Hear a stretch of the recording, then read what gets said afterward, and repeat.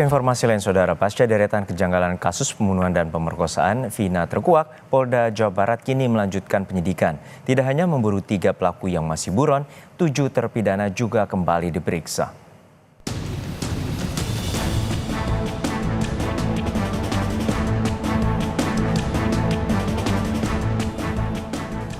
Guru SMP Negeri 13 Kota Cirebon, Jawa Barat kembali membuka berkas Vina yang menjadi salah satu siswi di tahun 2016 silam. Menuk Tri Mulyani yang menjadi wali kelas Vina di tahun 2014 hingga 2015 lalu menceritakan Vina dikenal sebagai siswi yang baik. Vina aktif di dalam kelas dan memiliki nilai akademik yang baik. Setelah lulus di tahun 2015, Menuk mendengar kecelakaan lalu lintas yang menimpa Vina di tahun 2016. Menuk mendengar awal kasus ini musibah kecelakaan yang kemudian berubah menjadi kasus pembunuhan. Dirinya berharap kebenaran kasus ini bisa segera terungkap. Sosok Vina, menurut saya itu pada umumnya siswa yang baik. Ya, komunikasinya juga dengan teman-temannya akrab, belajarnya juga baik. Harapannya bahwa kasus ini cepat diselesaikan.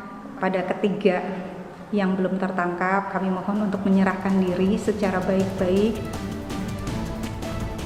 Polisi masih memburu 3 pelaku yang ditetapkan sebagai buron kasus pembunuhan Vina dan Eki 8 tahun lalu.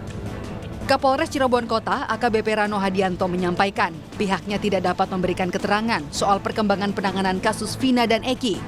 Sebab sejak awal peristiwa ini mencuat, kasusnya langsung ditangani Polda Jawa Barat. Kan memang dari awal sudah dilimpahkan ke Polda, sehingga prosesnya juga sekarang ditangani oleh Polda Jabar, nanti update-nya oleh Polda Jabar. Kalau kemarin ada anggota yang kesini tuh Pak? Informasinya ada beberapa anggota yang kesini menyelidiki ulang. Oh, itu dari Mabes sama Polda itu kan? Itu tentunya merupakan suatu proses tindak lanjut. Artinya sekarang ditangani oleh Polda Jabar. Polda Jawa Barat sudah menyebar ciri-ciri ketiga DPO, yakni Andi, Dani, dan Peggy alias Peron. Menurut Ketua Harian Kompolnas Benny Mamoto, pengungkapan kasus Vina butuh kerjasama antara penasihat hukum korban dan tim yang saat ini sedang bekerja. Termasuk tim yang dulu menangani kasus tersebut.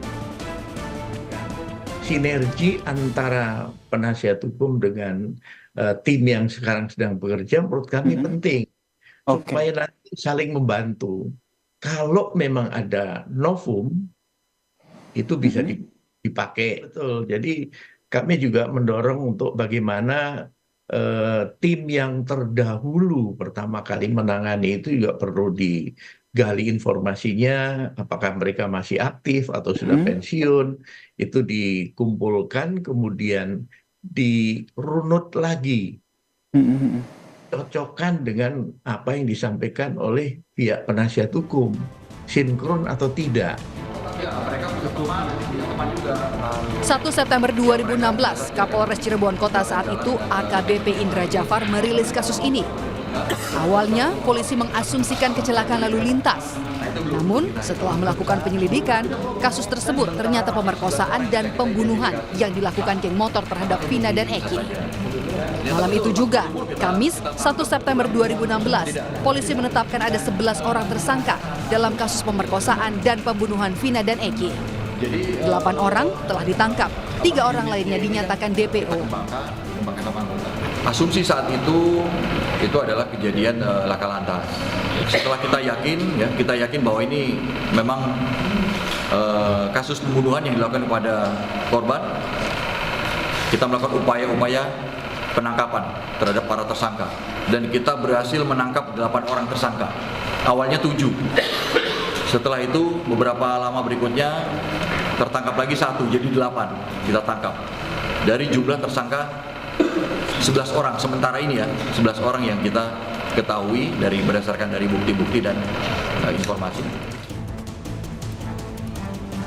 Pasca deretan kejanggalan kasus pembunuhan dan pemerkosaan Vina terkuak, Polda Jawa Barat kini melanjutkan penyidikan.